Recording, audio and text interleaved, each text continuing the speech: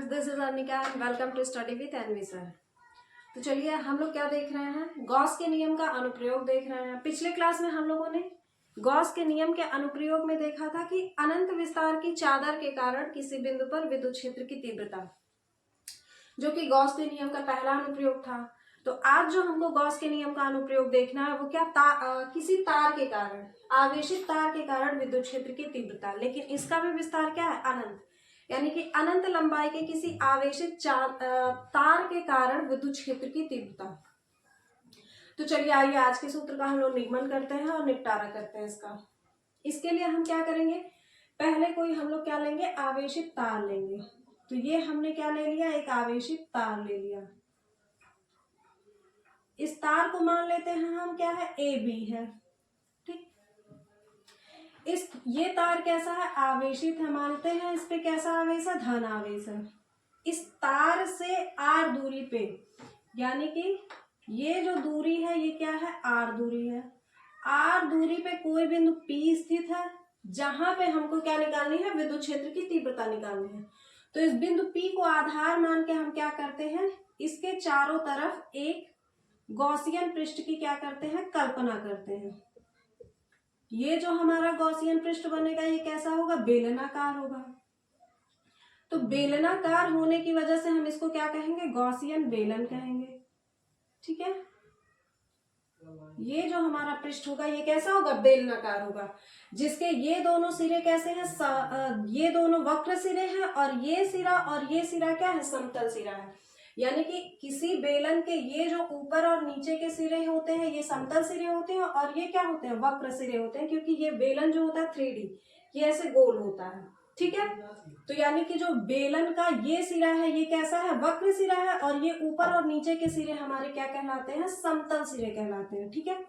अब यहाँ पे हमको मिल गया बिंदु P, जहां पे हमको निकालनी है विद्युत क्षेत्र की तीव्रता। तो यहाँ पे हम पहले छोटा सा लेंगे क्या, क्षेत्रफल सदिश, जिसको हम लोग क्या कहते हैं, dA कहते हैं। और विद्युत क्षेत्र की जो तीव्रता होती है, हर बार बताया गया है कि धन आवेश से दूर की तरफ यानी बाहर की दिशा में होगी, यानी E भी हमारा क्या होगा, बाहर की तरफ होगा, ठीक है। अब ये तो हो गया वक्र पृष्ठ की बात, लेकिन जो इसका समतल पृष्ठ है, अगर हम यहाँ की बात करते हैं तो एक चीज आप लोग देखिएगा कि जो इसके समतल सिरे हैं वो इस बेलन के अक्ष से, बेलन का अक्ष क्या है, यही तो बेलन का अक्ष है हमारा, इस बेलन के अक्ष से ये समतल सिरे, मान लेते हैं ये समतल सिरा है और ये बेलन का हमारा अक्ष है, ये क्या बना रहा है, लंबवत है, यानी कि ये समकोण बना रहा है। तो जब समकोण बनाएगा यानी कि ये जो है विद्युत क्षेत्र की तीव्रता बाहर की तरफ होगी, और ये जो हमारा क्षेत्रफल सदिश dA होगा वो क्या होगा, लंबवत होगा। तो जब लंबवत होगा तो थीटा का मान क्या हो जाएगा, 90 डिग्री हो जाएगा। अगर थीटा का मान 90 डिग्री हो जाएगा तो हमको पता है जो विद्युत फ्लक्स हम लोग निकालते हैं वो क्या होता है, E dA cos थीटा होता है। E dA cos थीटा का मतलब cos 90 हो जाएगा, और cos 90 का मान 0 होता है, इसलिए जो फ्लक्स का मान आएगा वो क्या आ जाएगा, 0 आ जाएगा। तो इससे हमको क्या पता चला कि बेलन के जो दोनों समतल सिरे हैं वहां पे फ्लक्स का मान क्या होगा, 0 होगा। तो हमको विद्युत फ्लक्स निकालना कहाँ पे, सिर्फ वक्र सिरों पे निकालना है, ठीक है। और ये जो वक्र सिरे हैं ये प्रत्येक जगह जो दूरी है वो r ही है, यानी समान है, ठीक है। और वक्र सिरों पे जो हमारा क्षेत्रफल सदिश है और जो विद्युत क्षेत्र की तीव्रता है, इन दोनों के बीच में जो थीटा का मान है वो कितना है, 0 है, ठीक है। इस डेरिवेशन को करने के लिए, जैसे हम लोग पिछले अनुप्रयोग में बताए थे कि पिछले डेरिवेशन को करने के लिए जो कि अनंत चादर के कारण था, हमको क्या चाहिए था, पृष्ठीय आवेश घनत्व। यहाँ पे हमको तार के कारण क्या देखना है, रेखीय आवेश घनत्व। तो पहले देख लेते हैं कि रैखिक आवेश घनत्व क्या होता है।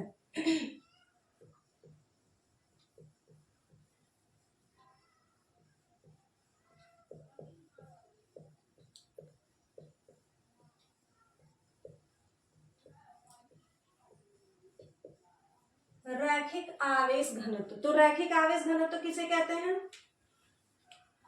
प्रति एकांक लंबाई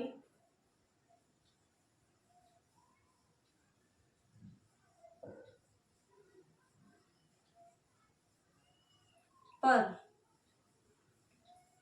वितरित, प्रति एकांक लंबाई पर वितरित आवेश की मात्रा ही हमारी क्या कहलाती है, रैखिक आवेश घनत्व। इसको हम लोग किससे प्रदर्शित करते हैं, लैम्डा से प्रदर्शित करते हैं। तो लैम्डा बराबर क्या हो जाएगा, आवेश की मात्रा यानी कि Q और प्रति एकांक लंबाई यानी कि लंबाई L हो जाएगा। ठीक है, इसका मतलब क्या होगा, Q अपॉन L हो गया। ठीक है, ये क्या हो गया, लैम्डा बराबर हमारा हो गया Q अपॉन L। ठीक है, इसको हम लोग याद रखेंगे। अब आइए देखते हैं हम लोग यहाँ पे जो हमको इसका निपटारा करना है यानी कि डेरिवेशन करना है। ठीक है, यहाँ पे हम क्या लिखेंगे, तार से R दूरी पर बिंदु P पर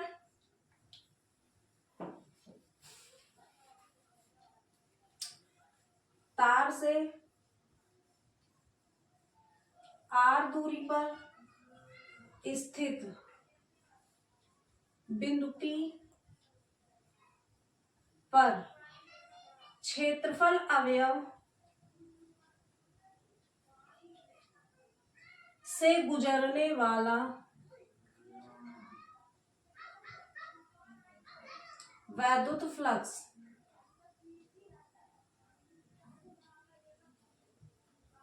ठीक, यानी कि इस छोटे से हिस्से से गुजरने वाला जो वैद्युत फ्लक्स होगा उसका मान कितना होगा। तो वैद्युत फ्लक्स अगर छोटे से हिस्से की बात कर रहे हो तो हम डी फाई करेंगे। डी फाई बराबर क्या होता है, ई इंटीग्रेशन ऑफ क्या हो जाएगा, ई डॉट डी ए हो जाएगा। ठीक है, अब अगर ई डॉट डी ए हो जाएगा तो हमने बताया कि जो डॉट होता है वो ई डी ए क्या हो जाता है, कॉस थीटा होता है। और कॉस थीटा का मान हम कितना रखेंगे, 0 रखेंगे। तो यानी कि ये क्या हो जाएगा, ई डी ए कॉस 0 हो जाएगा। और कॉस 0 का मान 1 होता है, यानी कि ये जो बच के रहेगा हमारा क्या हो जाएगा, ई डी ए हो जाएगा। ठीक है, ये हमारा किसका मान आ गया, डी फाई ई का मान आ गया। ठीक है, अब अगर डी फाई ई का मान हमारा इतना आ गया तो आप क्या देखेंगे कि संपूर्ण पृष्ठ से जो गुजरने वाला फ्लक्स होगा उसका मान कितना हो जाएगा।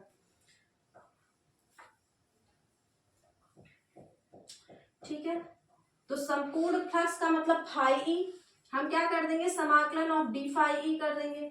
और डी फाई ई की वैल्यू हमने कितना निकाला है, ई डॉट डी ए निकाला है। अब जो ई डॉट डी ए होगा इसमें से ई क्या हो जाएगा, बाहर हो जाएगा, बचेगा क्या, इंटीग्रेशन ऑफ डी ए बचेगा। ठीक है, इंटीग्रेशन ऑफ डी ए बचेगा। यहां पे देखते हैं, यहां से ई हमारा हो जाएगा बाहर और बचेगा समाकलन ऑफ डीए। अब देखते हैं यहाँ पे जो डीए का समाकलन हम करेंगे तो कितना आएगा। ये जो हमारा गॉसियन पृष्ठ है ये कैसा है, बेलनाकार है। और बेलन के हमको वक्र सतह पे ही क्या निकालना है, विद्युत फ्लक्स निकालना है। तो चूंकि ये बेलन है और इसकी लंबाई को हम लोग कितना रखेंगे, एल रख लेंगे। ठीक है, इसके वक्र तल की जो लंबाई है वो कितनी होगी, एल होगी। तो बेलन का जो आयतन होता है हम सबको अच्छे से पता है कि कितना होता है, 2 पाई आर एच होता है। लेकिन बेलन में जो h होता है वो बेलन की ऊंचाई होती है और यहाँ पे बेलन की ऊंचाई हमने कितना लिया है, l। तो यहाँ पे जो dA हो जाएगा वो h ना होकर के क्या होगा, l होगा। ठीक है, यानी कि इंटीग्रेशन ऑफ dA का मान कितना आएगा, 2 पाई आर एल आएगा। अब इसमें इस वैल्यू को पुट कर देंगे। इंटीग्रेशन ऑफ dA की जगह हम कितना लिख सकते हैं, 2 पाई आर एल। ठीक है, ये किसका मान हम निकाल रहे हैं, फाई ई का मान निकाल रहे हैं। ठीक है, अब हमको पता है कि गॉस महोदय का प्रमेय क्या कहता है,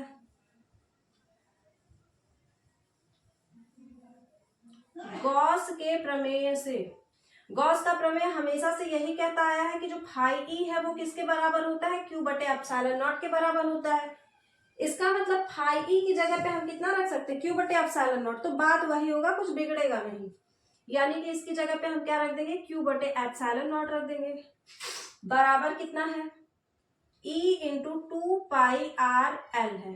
ठीक है, अब देखिए यहाँ पे हमको पता है क्या होता है, लैम्डा बराबर क्यू अपॉन एल होता है। अगर यहाँ से हम आवेश का मान निकालें तो जो एल है वो कहाँ चला जाएगा, लैम्डा के साथ चला जाएगा, यानी कि क्या हो जाएगा, लैम्डा इंटू एल हो जाएगा। इसको बना लेते हैं हम समीकरण नंबर 1। अब यहाँ पे हम लिख देंगे क्या कि Q बराबर लैम्डा एल रखने पर, ठीक, Q बराबर हम कितना रख रहे हैं, लैम्डा एल रख रहे हैं। तो यहाँ पे हमको Q दिख रहा है, इसकी जगह पे हम कितना रख देंगे, लैम्डा एल रख देंगे। बटे क्या हो जाएगा, एप्सिलॉन नॉट हो जाएगा। बराबर क्या दिया है, E इंटू 2 पाई आर एल। कुछ कटने पिटने लायक है, एल से एल को काट दीजिए। बचा क्या हमारा यहाँ पे, लैम्डा अपान एप्सिलॉन नॉट बचा है। यहाँ पे क्या बचा, E इंटू 2πr। हमको निकालना क्या है, विद्युत क्षेत्र की तीव्रता, जिसको हम लोग E से प्रदर्शित करते हैं। तो अगर E का मान निकालना है तो E को यहीं पे रखेंगे,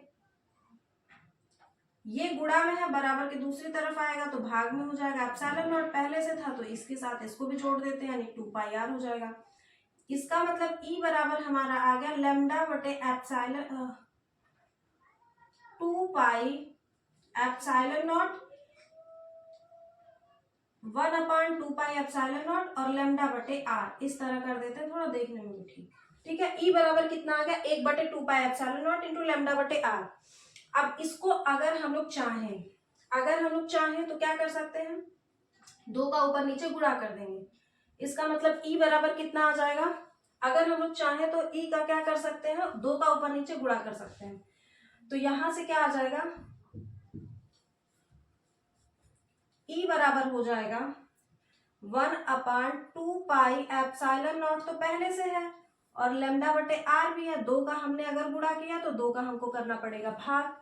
तो इस 2 का इस 2 में गुणा होकर के क्या हो जाएगा, 4 हो जाएगा। और पाई तो है, ये एप्सिलॉन नॉट है, और ये 2 का गुणा लैम्डा के साथ कर देते हैं, 2 लैम्डा बटे क्या हो जाएगा, r।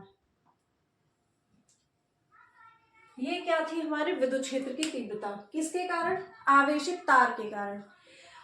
अनंत विस्तार के आवेशित तार के कारण जो विद्युत क्षेत्र की तीव्रता होती है उसका मान कितना आता है, 1/4π epsilon not 2 lambda upon r आता है। ठीक है, इसको हमने कैसे किया, सबसे पहले एक क्या ले लिया, ए बी कोई तार ले लिया है जिसको हमने आवेशित किया है, क्योंकि ये आवेशित तार है। इससे r दूरी पे क्या है, कोई बिंदु P स्थित है जहां पे हमको विद्युत क्षेत्र की तीव्रता निकालनी है। तो इस बिंदु P को आधार मान के हम क्या करते हैं, एक बेलनाकार गॉसियन पृष्ठ की कल्पना करते हैं।